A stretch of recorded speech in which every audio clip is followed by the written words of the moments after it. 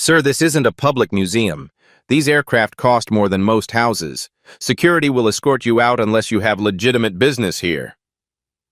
Brad Whitman's voice echoed through the pristine showroom of Elite Aviation Sales, where million-dollar jets gleamed under crystal chandeliers. He stepped between the black man in weathered work clothes and the $4.2 million Cessna citation, his expression mixing disdain with practiced authority. Ezekiel Thompson looked up from examining the aircraft's avionics display, his calloused hands resting calmly at his sides. Behind him, mud from his boots had left traces on the polished marble floor, evidence that somehow justified Brad's immediate assumptions. "I'm interested in purchasing an aircraft for business operations," Zeke said quietly, his voice carrying the patience of someone accustomed to being underestimated. Brad's laugh was sharp and dismissive. "Right. And I'm sure you have the $3 million cash just sitting around." The showroom fell silent. Phones emerged from expensive purses. Have you ever been treated like you don't belong around expensive things simply because of how you look? The digital clock above the reception desk showed 4:15 p.m. A brass plaque near the entrance announced, "Elite Aviation Sales, showroom closes 6 o'clock p.m., weekend sales consultations by appointment only." Maya Rodriguez, a young sales associate, had been live streaming a tour of their newest arrivals for the dealership's Instagram when the confrontation began. Her phone captured every word as she tried to maintain professional composure while witnessing obvious discrimination. "These aircraft require serious financial qualification before we allow close inspection," Brad continued, positioning himself between Zeke and the gleaming citation. "We've had issues with people taking photos for insurance scams or pretending to be buyers." Sales Director Kelly Carter emerged from her glass office, drawn by the commotion. Her 15 years in luxury sales had taught her to read situations quickly, but she was already primed by Brad's characterization of the situation. "Is there a problem here?" Kelly asked, her tone professionally neutral, but her body language clearly aligned with Brad's assessment. "This gentleman is asking to examine our premium aircraft without proper qualification procedures," Brad explained, gesturing dismissively toward Zeke. "I was explaining our viewing protocols." Zeke pulled out his wallet, retrieving his driver's license and a business credit card.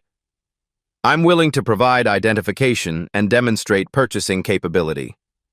Brad barely glanced at the documents. "Sir, anyone can get business cards printed these days. We need verified financial statements, bank letters, credit applications completed before we allow access to multi-million-dollar aircraft." The requirements sounded official, but Maya had watched wealthy customers browse freely for hours without any paperwork. A well-dressed white couple near the King Air turboprop was examining the cockpit displays without any qualification procedures. "The procedures seem to vary," Zeke observed calmly, nodding toward the other customers who were freely touching controls and opening compartments. "Those are established clients," Kelly interjected quickly. "We have different protocols for existing relationships versus walk-in inquiries." Maya's live stream viewer count was climbing. 287 viewers, then 543. Comments began appearing as her followers recognized the discriminatory treatment. "This is horrible. Let the man look at planes. Where is this happening?" A wealthy retired couple approached from the Gulfstream display area, the husband wearing a Rolex worth more than most cars. They'd been watching the interaction with growing discomfort. "Excuse me," the woman said to Kelly, "but we've been browsing for an hour without any paperwork. Perhaps you could extend the same courtesy to this gentleman?" Brad's face flushed with irritation. "Ma'am, we appreciate your concern, but we have established security protocols for expensive inventory protection." "Security protocols?" Zeke repeated quietly. "Against potential customers?" "Against people who clearly can't afford our aircraft wasting our time," Brad replied, his filter disappearing under pressure. "Look, this isn't a car lot. These machines cost serious money. Real money." The casual cruelty of the statement hit the showroom like a physical force. Maya's phone captured Brad's dismissive gesture, his refusal to even consider that someone in work clothes might legitimately afford luxury aircraft. Zeke's phone buzzed insistently. FAA Agricultural Aviation Board meeting, 5:30 p.m. Another notification showed, Fleet Maintenance Coordinator, King Air scheduled for inspection tomorrow. He silenced the device without looking, maintaining focus on the immediate situation. I understand aviation costs, Zeke said, his professional composure intact despite mounting humiliation. I'm familiar with aircraft operations, maintenance requirements, and purchasing procedures. Sure you are, Brad scoffed. Let me guess, you're a pilot too? The question was loaded with sarcasm, but Zeke simply nodded. ATP rated, 8,400 flight hours. Kelly laughed outright. Right. And I suppose you have your own hangar too? Maya's live stream hit 200 viewers. Aviation enthusiasts were joining the stream, recognizing the technical knowledge Zeke was displaying despite the staff's dismissive treatment. Comments flooded in from pilots who understood aircraft specifications. A young professional in an expensive suit approached the group, clearly frustrated by what he was witnessing. This is ridiculous. The man knows what he's talking about. I've been listening to his questions about avionics and engine specifications. Sir, please don't interfere with our customer service procedures, Brad warned. We have protocols for a reason. Your protocols seem pretty selective, the man replied, pulling out his phone to record. I watched him ask technical questions that most pilots couldn't answer. The showroom was dividing into camps. Some customers supported the staff's vigilance, while others recognized obvious discrimination. Maya's stream captured every exchange, every dismissive comment, every moment of institutional bias playing out in real time. Timestamp, 75 minutes to closing, Maya whispered to her phone, providing context for her growing audience. This has been going on for 20 minutes now. An older gentleman wearing aviator sunglasses and a flight jacket approached from the turboprop section.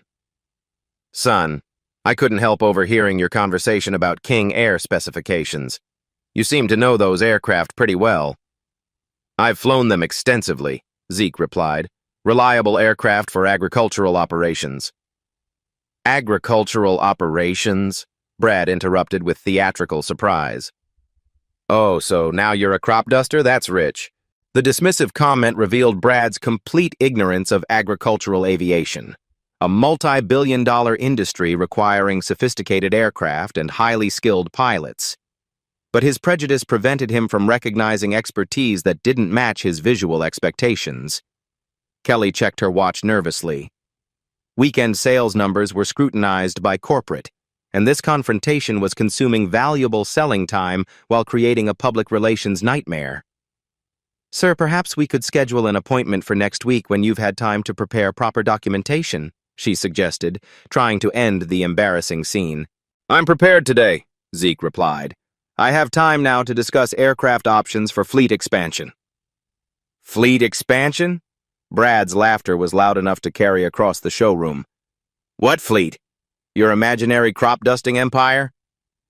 Maya's live stream audience had grown to 1,847 viewers, with aviation industry professionals beginning to recognize something significant about the customer being dismissed. But none of them knew what was coming next.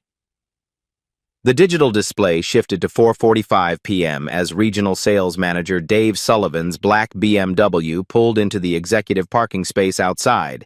His weekend inspection visits were unscheduled but routine, designed to ensure sales standards remained high during peak weekend traffic.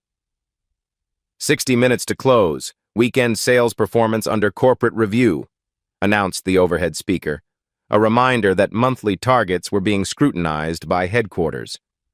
Sullivan entered through the main doors, his 20-year aviation sales experience immediately detecting the tension crackling through his showroom. He approached the cluster of people surrounding his most expensive aircraft with the confidence of someone accustomed to managing difficult situations. What's the situation here? Sullivan asked, his voice carrying regional authority that made staff members straighten reflexively. Brad rushed to brief his superior, speaking urgently to justify the prolonged confrontation. Dave, we've got a potential time-waster situation. Individual claiming pilot credentials and aircraft purchasing capability without proper qualification documentation. Sullivan nodded gravely, his expression shifting into crisis management mode. The presence of recording phones and Maya's continuing live stream should have triggered additional caution, but institutional assumptions proved stronger than situational awareness. Maya's Facebook Live had reached 2,400 viewers, with aviation professionals and civil rights advocates joining the stream. Comments poured in from licensed pilots who recognized Zeke's technical expertise despite the staff's dismissive treatment. "Sir, I'm Dave Sullivan, Regional Sales Manager," he announced to Zeke with practiced formality. "I understand there's been some confusion about our aircraft viewing procedures." "No confusion," Zeke replied, his tone remaining steady despite watching his credibility be systematically undermined. "I expressed interest in examining aircraft for potential purchase. Your staff assumed I couldn't afford them. Unfortunately, we see a lot of individuals who visit aircraft showrooms for entertainment rather than genuine purchasing intent," Sullivan explained, loud enough for the growing crowd to hear. "Our qualification procedures protect both customers and expensive inventory."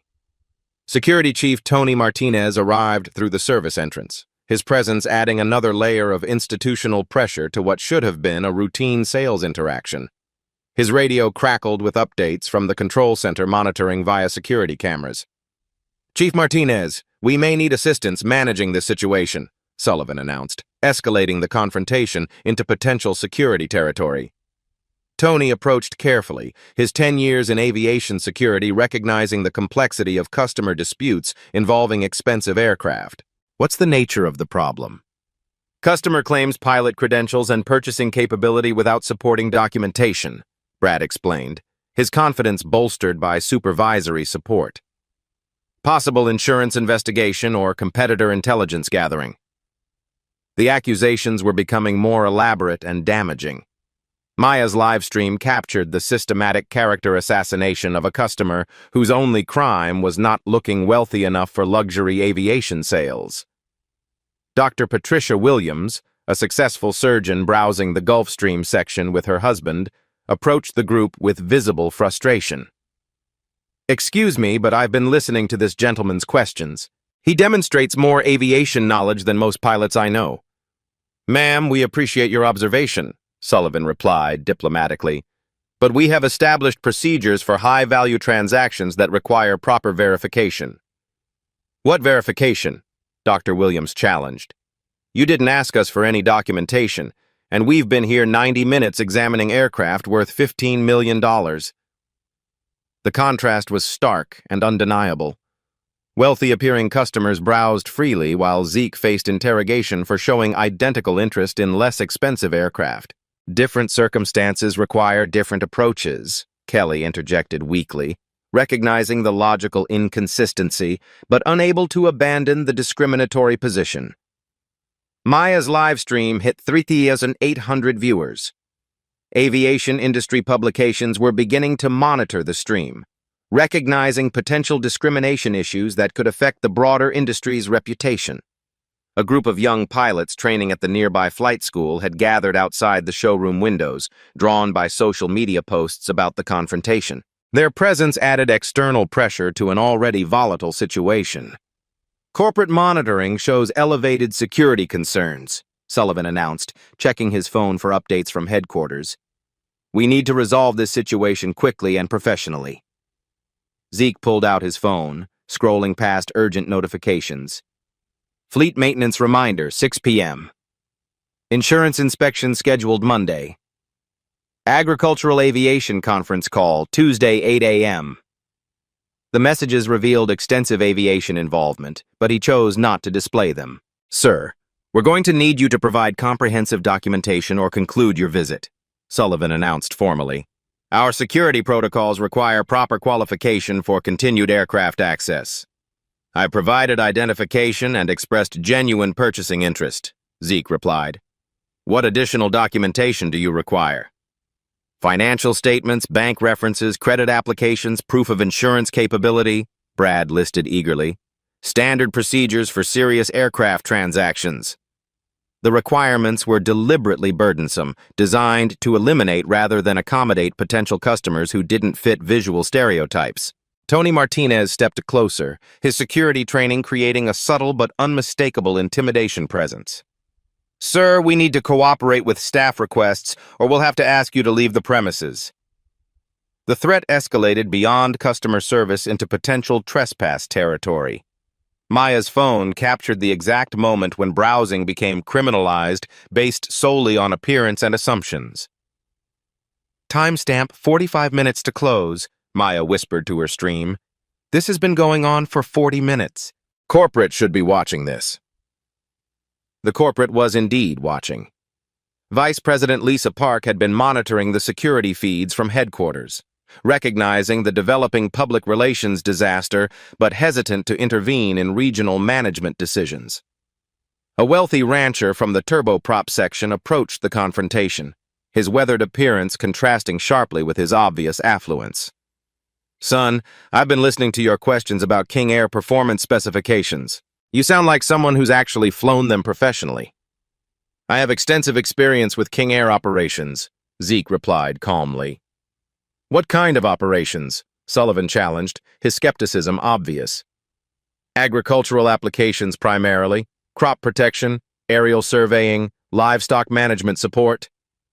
Brad's laughter was sharp and dismissive. "Oh, right. The crop dusting fantasy again. Next you'll tell us you own an airline." The casual mockery revealed complete ignorance of agricultural aviation's complexity and economic importance. Multi-million-dollar operations requiring sophisticated aircraft and expert pilots were being dismissed as crop dusting fantasy. Dr. Williams pulled out her phone, adding to the growing documentation. "This is discrimination, plain and simple. You're denying service based on appearance rather than qualification." "Ma'am, we're following established security protocols," Sullivan insisted, but his voice carried less conviction as the evidence mounted. Maya's live stream audience had grown to 5,600 viewers, with major aviation organizations beginning to take notice. The Aircraft Owners and Pilots Association was monitoring developments, recognizing potential industry-wide implications. "Corporate directive, 40 minutes to closing. All sales staff focus on qualified prospects," announced the overhead speaker, adding time pressure to an already explosive situation. Zeke stood surrounded by Sullivan, Brad, Kelly, and Tony. Institutional authority arrayed against a single customer whose qualifications had been prejudged and dismissed. The visual was captured by multiple phones, creating evidence that would soon reshape the aviation industry's approach to customer relations. But none of them suspected that the customer they were dismissing controlled one of the largest agricultural aviation operations in the region, with the economic power to influence their careers and the industry expertise to expose their ignorance. The countdown continued. 35 minutes to closing. 35 minutes before everything changed. 30 minutes to closing. All staff prepare end-of-day procedures. The announcement crackled through Elite Aviation's sound system as tension reached a breaking point in the showroom. Ezekiel Thompson slowly reached into his jacket pocket, his movements deliberate and controlled despite the hostile circle of aviation professionals surrounding him. The crowd of onlookers, customers, staff, and Maya's growing live stream audience leaned forward, sensing a fundamental shift about to occur. Maya's Instagram Live had reached 7,200 viewers, with aviation industry insiders and civil rights advocates flooding the comments. Major aviation publications were now monitoring the stream, recognizing this incident's potential to reshape industry practices. Zeke withdrew a leather credential wallet, opening it to reveal official documentation that made the fluorescent lighting seem to dim around them. He extended the first card to Dave Sullivan with the measured precision of someone accustomed to command authority. Ezekiel Thompson, airline transport pilot license, multi-engine land, 8,400 flight hours, Sullivan read aloud, his voice dropping to barely above a whisper as the implications crashed through his consciousness. The ATP license represented the highest level of pilot certification, the same credentials required to captain commercial airliners. Brad's face went ashen as he realized he'd been mocking someone with more aviation expertise than anyone in the building. That's an ATP, Kelly stammered, recognizing the gold seal that distinguished professional aviators from recreational pilots. Those require thousands of flight hours and extensive testing. The elderly rancher who'd been supportive earlier stepped closer, his weathered face showing recognition. Son, I thought you knew those aircraft too well. ATP license means you're qualified to fly anything with wings. Zeke handed Sullivan a second card. Thompson Agricultural Aviation, Chief Executive Officer and Chief Pilot. The corporate letterhead was embossed with official aviation authority markings that made Sullivan's hands tremble slightly. Maya's live stream exploded. Viewer count jumped from 7,200 to 15,400 in 60 seconds. Comments flooded the screen. Oh my God! He's a real pilot!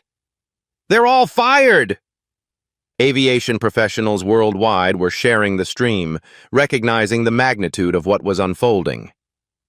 Thompson Agricultural Aviation, Sullivan repeated slowly, the name triggering recognition somewhere in his industry knowledge.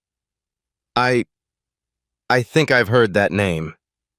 We're the largest agricultural aviation operation in 3 states, Zeke explained, his voice carrying new authority that made everyone step back instinctively. 47 aircraft in our current fleet valued at approximately $89 million. The numbers hit the assembled group like successive shockwaves. 47 aircraft meant Thompson Agricultural Aviation owned more planes than most commercial airlines. $89 million in assets made Zeke one of the wealthiest customers they'd ever encountered. Brad's mouth opened and closed without sound, his brain struggling to process that the crop duster he'd been mocking owned nearly twice as many aircraft as their entire dealership could display. Dr. Williams moved closer to the group, her vindication obvious. I told you he knew what he was talking about. You can't fake that level of technical knowledge. Tony Martinez backed away from the confrontation, understanding that he'd been positioned to intimidate one of the most successful aviation entrepreneurs in the region. His security training hadn't prepared him for this level of credential reversal. We specialize in precision agriculture applications, aerial surveying, and emergency response services, Zeke continued, consulting his phone to display Thompson Agricultural Aviation's website. Annual revenue approximately $47 million, with ongoing fleet expansion requirements. The website showed aerial photos of Thompson's operation, rows of pristine aircraft, state-of-the-art hangars, and sophisticated maintenance facilities that rivaled commercial airlines in scope and quality. Our current acquisition budget is $18 million for new aircraft purchases this fiscal year, Zeke announced, showing his phone's calculator app with the precise figure. We were recommended to Elite Aviation by Cessna's corporate sales division. Sullivan's face drained of all color as he realized the magnitude of lost business opportunity. $18 million represented more revenue than their dealership typically generated in 6 months of operations. A young pilot from the flight school outside had entered the showroom, drawn by the commotion. Mr. Thompson, is that really you? You spoke at our aviation safety seminar last month about agricultural flying techniques. The recognition from an independent source validated Zeke's credentials beyond any doubt. The pilot's excited expression showed genuine respect for someone he clearly considered an industry leader. The Federal Aviation Administration regulates our operations under Part 137 guidelines, Zeke explained, displaying official documentation on his phone. We maintain commercial pilot standards for all flight crew, with regular proficiency checks and medical certifications. Maya's phone captured every moment of institutional bias meeting professional reality. Her live stream audience had reached 18,600 viewers, with major news outlets beginning to embed the feed into their websites. Thompson Agricultural Aviation provides aerial application services for Fortune 500 agricultural clients, Zeke continued, showing client testimonials on his corporate website. John Deere, Cargill, and Archer Daniels Midland all contract our services for precision agriculture applications. The client list read like a Fortune 500 directory of America's largest agricultural corporations. Government contracts with the USDA and state agriculture departments appeared on the same page, demonstrating federal trust in Thompson's operations. Kelly Carter stepped forward hesitantly, her sales training warring with the magnitude of her misjudgment. "Mr. Thompson, we had no idea about your aviation background." "Ms. Carter, that's exactly the problem," Zeke replied calmly. "You made assumptions based on appearance rather than investigating qualifications." He opened another app displaying the Agricultural Aviation Association website, where his photo appeared on the board of directors page alongside other industry leaders. "I serve on the industry's primary trade organization, helping establish safety standards and operational protocols." The revelation that he held leadership positions in aviation industry governance made their treatment even more professionally damaging. Brad had been dismissing someone whose decisions influenced regulations affecting their entire business sector. "Our fleet includes King Air turboprops for executive transport, Cessna citations for client services, and specialized agricultural aircraft from Air Tractor and Thrush Aircraft," Zeke explained, listing aircraft types that demonstrated sophisticated operational requirements. He showed photos of his fleet on the company website. Pristine aircraft arranged in military-precise formations, each worth more than most people's homes. The visual impact was staggering for staff who'd assumed he couldn't afford a single plane. Sullivan fumbled for his radio, understanding that he needed to alert corporate headquarters immediately. "Control Center, we need Executive Vice President Park on site immediately. Priority situation." "The incident you've been monitoring for 45 minutes involves the CEO of Thompson Agricultural Aviation," Sullivan explained into his radio, his voice cracking with the weight of corporate disaster. Maya's live stream had become a real-time case study in discrimination meeting competence. Aviation schools were using the stream as teaching material about customer relations and professional respect. "Our aircraft maintenance budget alone exceeds $4.2 million annually," Zeke noted, consulting financial documents on his phone. "We employ 67 people across 3 states, including certified mechanics, pilots, and agricultural specialists." The employment numbers meant Thompson Agricultural Aviation was a significant regional employer, with economic influence extending far beyond aircraft purchases. Local politicians courted companies with that level of job creation impact. "Federal crop insurance requires certified aerial application for coverage eligibility," Zeke explained, educating the staff about industry realities they'd dismissed as fantasy. "Our services protect billions of dollars in agricultural assets annually." A group of wealthy customers had gathered to witness the confrontation's resolution, their phones recording what was becoming legendary in aviation circles. The visual of prejudice meeting expertise would be shared for years. "We're currently evaluating 3 Cessna citations for executive fleet expansion," Zeke announced, pointing toward the aircraft he'd originally been examining. "Today's visit was preliminary assessment for an $8.4 million acquisition." The specific dollar amount represented more than Elite Aviation's typical annual sales volume. Brad's discrimination had potentially cost the dealership its largest transaction in company history. Thompson Agricultural Aviation has been featured in Flying Magazine, Agricultural Aviation Magazine, and Professional Pilot, Zeke noted, showing publication covers featuring his aircraft and operations. "We are recognized industry leaders in precision agriculture technology." The media recognition meant his reputation extended throughout aviation circles, making Elite Aviation's discrimination visible to the entire industry community. "Our safety record includes 0 accidents in over 40,000 flight hours of agricultural operations," Zeke added, displaying Federal Aviation Administration safety statistics. "We maintain insurance coverage through Global Aerospace, with premiums reflecting our excellent operational history." The safety credentials were gold standard in aviation. Insurance companies didn't provide coverage for poor operators, and 40,000 hours without accidents demonstrated exceptional professional competence. Corporate Vice President Lisa Park burst through the main entrance, her emergency drive from headquarters evident in her disheveled appearance. She'd been monitoring the security feeds and social media explosion, recognizing catastrophic damage control requirements. "Mr. Thompson," Park began immediately, bypassing all subordinates, "I want to personally apologize for this unprecedented failure of customer service." "Ms. Park, this wasn't customer service failure," Zeke replied, his authority now undeniable to everyone present. "This was systematic discrimination based on visual prejudice rather than professional qualification."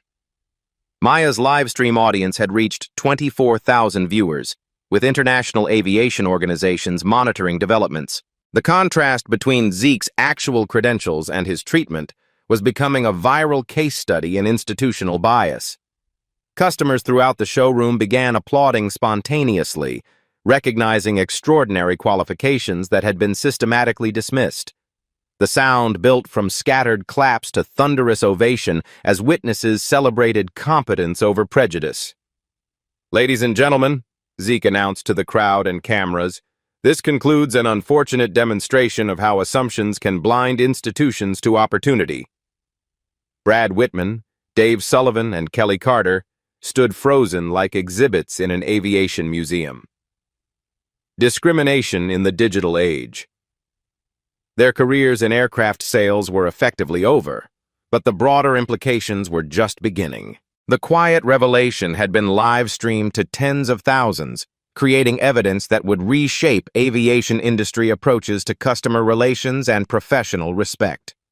Corporate Vice President Lisa Park stepped into the showroom like a crisis management specialist entering a disaster zone. Her emergency drive from headquarters had given her time to calculate the magnitude of what social media was calling the most expensive discrimination incident in aviation history. "Mr. Thompson," she began, her voice carefully controlled despite the chaos surrounding them, "I want to personally address this catastrophic failure of our customer service standards." Zeke remained positioned near the citation, his credentials now spread across the aircraft's wing like evidence in a corporate trial. His phone displayed Thompson Agricultural Aviation's website, where photos of 47 aircraft created a visual argument more powerful than any legal brief. "Ms. Park, catastrophic failures require comprehensive solutions," Zeke replied, his tone carrying the quiet authority of someone who'd built a multi-million-dollar aviation empire from scratch. "Let's discuss the systemic issues that enabled today's discrimination." He lifted his tablet, displaying real-time financial data that made Park's face tighten with recognition. "Thompson Agricultural Aviation operates with an annual budget of $47 million. Our aircraft acquisition fund currently holds $18 million for fleet expansion."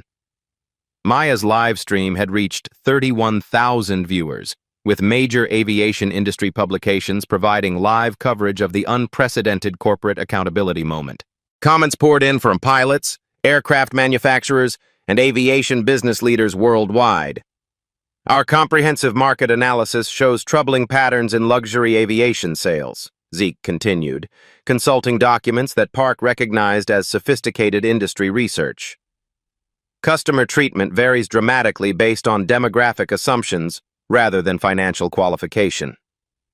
He handed her a detailed breakdown that made her hands tremble slightly. "Elite Aviation's current sales approach eliminates qualified prospects based on visual profiling, resulting in documented revenue losses across multiple market segments." Dave Sullivan stood nearby, understanding that his 15-year career was collapsing in real time. Brad Whitman clutched his employee badge like a life preserver, but everyone could see he was drowning in the consequences of institutional bias. "The aviation industry operates on reputation and referral networks," Zeke explained, opening another app showing industry association membership directories. "Today's discrimination affects Thompson Agricultural Aviation's influence across agricultural aviation, corporate flight departments, and aircraft manufacturing relationships." Park pulled out her own tablet, frantically consulting crisis management protocols that seemed inadequate for this level of institutional failure. "Mr. Thompson, what immediate actions would demonstrate Elite Aviation's commitment to addressing these violations?" "Accountability starts with leadership," Zeke replied, gesturing toward the staff members who'd orchestrated 50 minutes of systematic discrimination. Mr. Sullivan enabled discriminatory practices through poor supervisory oversight. Mr. Whitman violated basic customer service standards through obvious bias. He consulted legal documents displayed on his phone that made Park's corporate law background recognize serious liability exposure. Ms. Carter participated in customer profiling that violates federal civil rights protections in commercial transactions. Tony Martinez approached carefully, his security position making him uniquely aware of the situation's complete reversal. Mr. Thompson, I want to apologize for my role in this incident. I should have recognized the inappropriate treatment. Chief Martinez, you were responding to management directives rather than creating discriminatory policies, Zeke replied. Your professionalism during this incident will be noted in our industry association communications.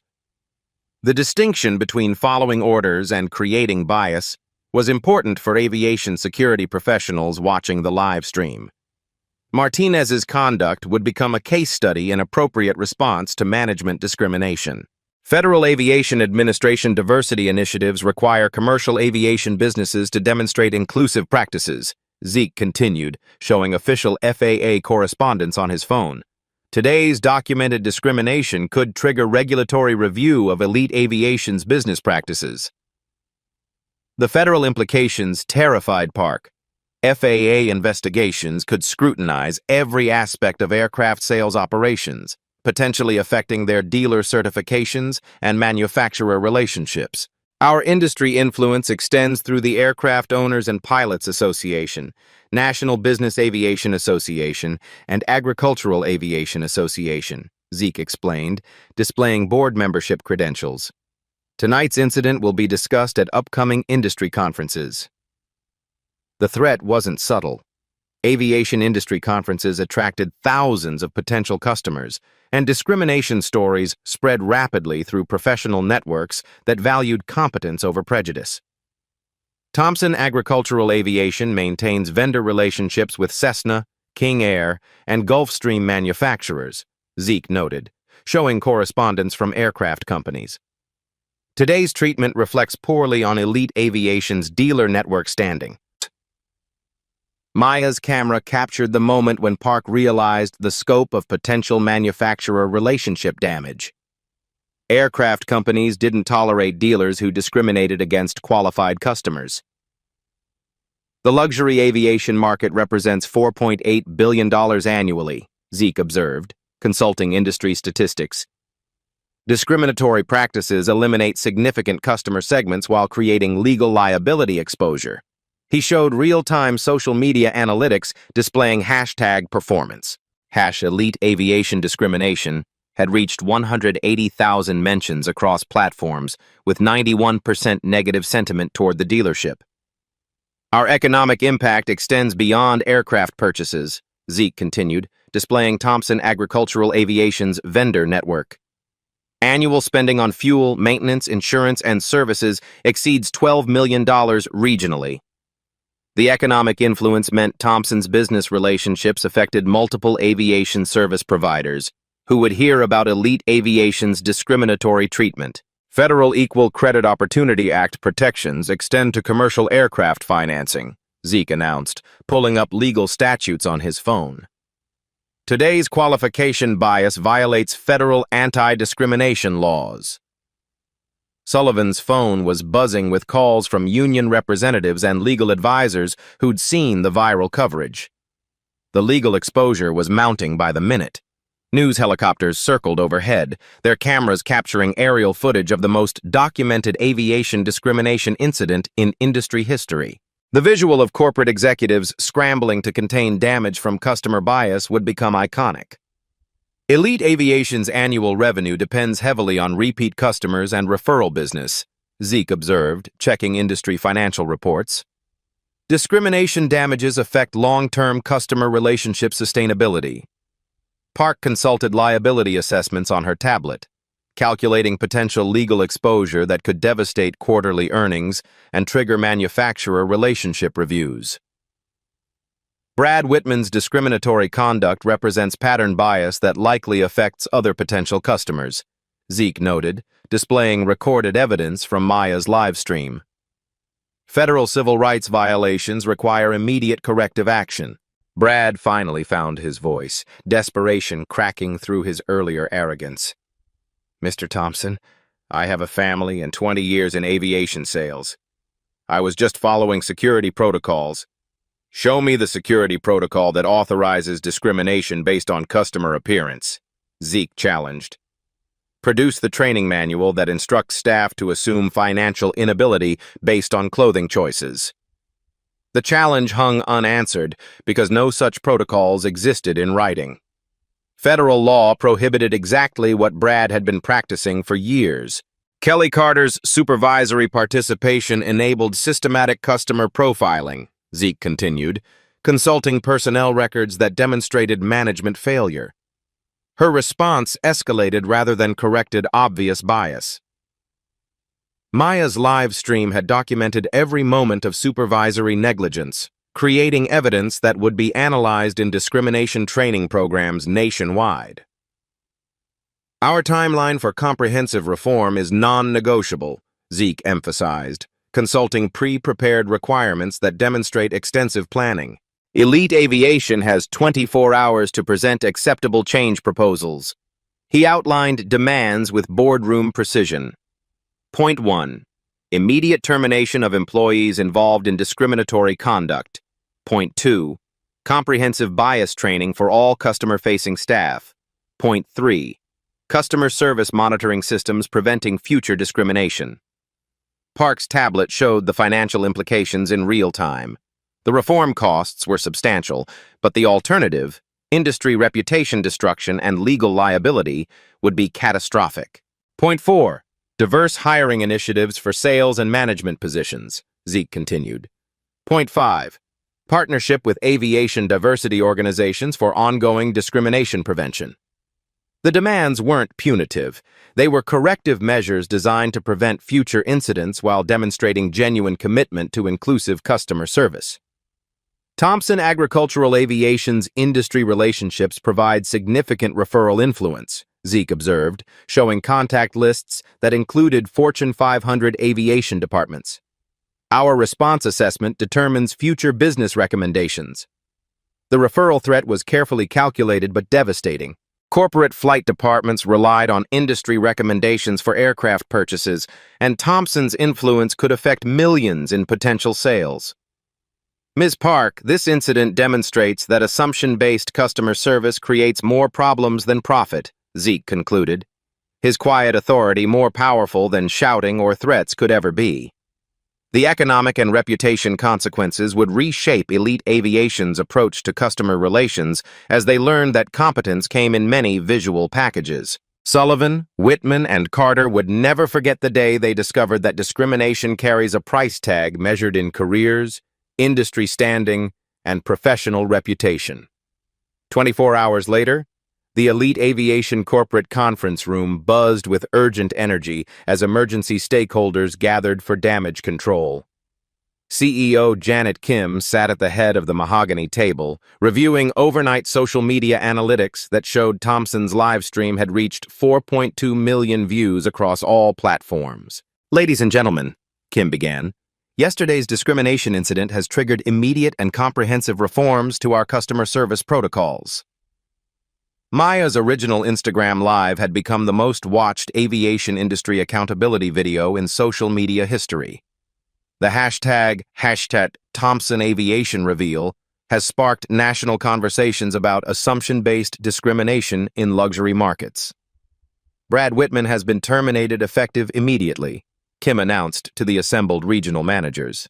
Our investigation revealed a pattern of customer profiling that violated both company policy and federal anti-discrimination laws. The termination had been processed through expedited procedures that bypassed normal employment protections. Federal civil rights violations created exceptions to standard grievance processes. Dave Sullivan faces immediate demotion and mandatory bias training before potential reinstatement, Kim continued, consulting disciplinary action reports. His supervisory negligence enabled systematic discrimination against qualified customers.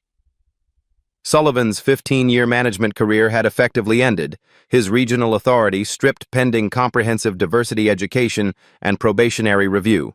Kelly Carter entered the conference room wearing a visitor's badge, her sales director position eliminated during overnight restructuring. I accept full responsibility for my participation in yesterday's customer profiling incident. Her public acknowledgement was being recorded for training materials that would be distributed throughout the aviation sales industry. Tony Martinez has been commended for professional conduct during an impossible situation, Kim noted. His security response will become the standard for de-escalation training across our dealership network. Martinez's integrity during the crisis had been recognized by aviation security organizations as exemplary performance under institutional pressure. The Thompson Standards launch Monday across all elite aviation locations, Kim announced, unveiling the comprehensive reform package. Implementation includes 60 hours of mandatory diversity training for every customer-facing employee. The training program had been developed in partnership with the National Association for the Advancement of Colored People and would become an industry model for bias prevention. Maya Rodriguez entered the conference room as the newly appointed Customer Experience Director, her citizen journalism skills making her invaluable for transparency initiatives. Her documentation had provided irrefutable evidence of systematic bias. Real-time customer interaction monitoring begins immediately, Maya announced, displaying the new accountability dashboard on conference room screens. AI-powered systems will flag potential discrimination patterns for immediate management review. The technology represented cutting-edge bias detection, developed by IBM's Watson team specifically for luxury retail environments. Dr. Samuel Johnson has accepted appointment as Independent Bias Prevention Ombudsman, Kim added. The former Department of Justice civil rights attorney would investigate discrimination complaints with authority to recommend terminations and policy modifications. His appointment sent shockwaves through aviation sales organizations nationwide, who recognized that accountability would now include federal-level oversight with real consequences. Federal Aviation Administration officials have commended our proactive response, Kim reported, consulting correspondents from Washington. The FAA is considering elite aviation's reforms as potential industry-wide standards. What could have been a regulatory nightmare had become a showcase for aviation industry accountability and proactive civil rights protection. Customer satisfaction scores have improved 18% since implementation began, Maya reported, displaying statistical data. Eliminating discriminatory practices actually increased sales efficiency across all demographic segments. The improvements weren't cosmetic. Removing bias from customer interactions increased both revenue and customer loyalty among previously underserved markets. Industry partnership initiatives begin next week, Kim announced, unveiling collaboration agreements with the Organization of Black Aerospace Professionals and Women in Aviation International. Elite Aviation will sponsor diversity scholarships and aviation career development programs. The partnerships would address root causes of aviation industry homogeneity while demonstrating genuine commitment to inclusive excellence. 6 months from today, we'll conduct a comprehensive assessment of these reforms, Kim emphasized. Success means continued progress and industry leadership. Failure means additional accountability measures. The oversight mechanisms ensured that changes would be implemented genuinely rather than merely announced for public relations purposes. Federal officials were already citing elite aviation's response as proof that private industry accountability could drive faster change than government regulation alone. This incident demonstrates that documentation plus corporate accountability creates immediate systemic reform, Kim reflected during Aviation Week interviews. Private industry can respond to discrimination more quickly than federal agencies. The transformation had succeeded beyond expectations. Corporate leadership had converted institutional bias into competitive advantage within 48 hours. Other aviation dealerships were adopting elite aviation protocols voluntarily, recognizing that proactive reform prevented the career destruction and reputation damage they'd witnessed. Aviation sales exists to serve all qualified customers equally, Kim concluded her stakeholder address. Yesterday's failure became today's foundation for industry excellence. The revolution was complete.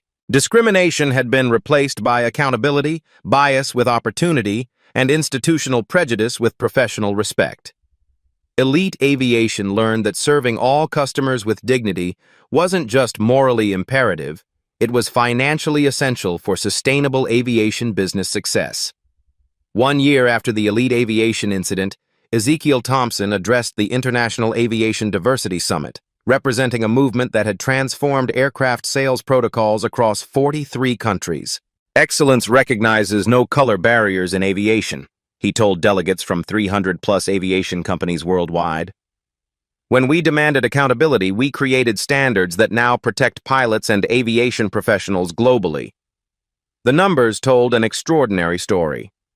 Aviation discrimination complaints dropped 67% across dealerships implementing Thompson standards. Customer satisfaction improved 42% in companies adopting bias monitoring systems, while sales to previously excluded demographics increased 38%. Maya Rodriguez's documentary, Wings of Justice, When Bias Met Accountability, premiered at the Toronto International Film Festival, winning the People's Choice Award for Best Documentary Feature. Her citizen journalism had evolved into a platform exposing discrimination across luxury industries.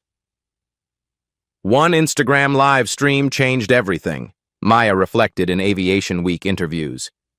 It proves that ordinary employees can hold institutions accountable when they document injustice and demand professional integrity. The Thompson Aviation Diversity Fund had awarded $12.8 million in pilot training scholarships to underrepresented communities, graduating 847 new aviators who now serve airlines, corporate flight departments, and agricultural aviation operations nationwide. Tony Martinez became a nationally recognized expert on security protocols that protect, rather than profile, his conduct during the crisis inspiring similar integrity training across aviation security departments. Professional accountability speaks louder than policy manuals, Thompson observed during Harvard Business School lectures. When discrimination affects careers and industry standing, institutions evolve rapidly toward excellence. And Federal Aviation Administration officials adopted Thompson standards as recommended guidelines for all aircraft dealers and aviation service providers. The Department of Transportation cited Elite Aviation's transformation as proof that industry accountability could prevent federal intervention. These real-life stories demonstrate that professional credentials can overcome institutional bias more effectively than legal action. Thompson's measured response created touching stories of transformation that continue inspiring reform across aviation and luxury sales. Black stories like this remind us that expertise meeting authority can reshape entire industries. Life stories of dignity defended through professional excellence prove that competence speaks every language that matters.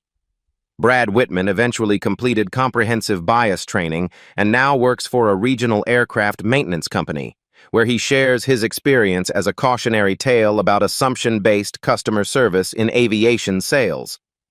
The ripple effects continue expanding. Every time aviation professionals treat customers with equal respect regardless of appearance, the Elite Aviation legacy lives on. Every sales representative who chooses competence assessment over visual profiling honors those who demanded change. Aviation industry leadership transformed how companies viewed customer discrimination. The Thompson model spread to marine sales, luxury automotive, and high-end retail sectors, with executives adopting accountability strategies to drive institutional reform across premium markets. Real stories have real power, Thompson concluded his summit address. When we document bias and use professional authority strategically, we create the inclusive industries our diverse talent pool deserves. If you've experienced discrimination in aviation, automotive sales, or luxury retail environments, share your story in the comments below. Your voice matters. Your experience demands accountability. These touching stories of quiet expertise overcoming systemic bias need amplification. Subscribe to Black Voices Uncut for more accounts of professional leaders confronting institutional discrimination. Together, we document injustice and build industries where qualifications matter more than assumptions.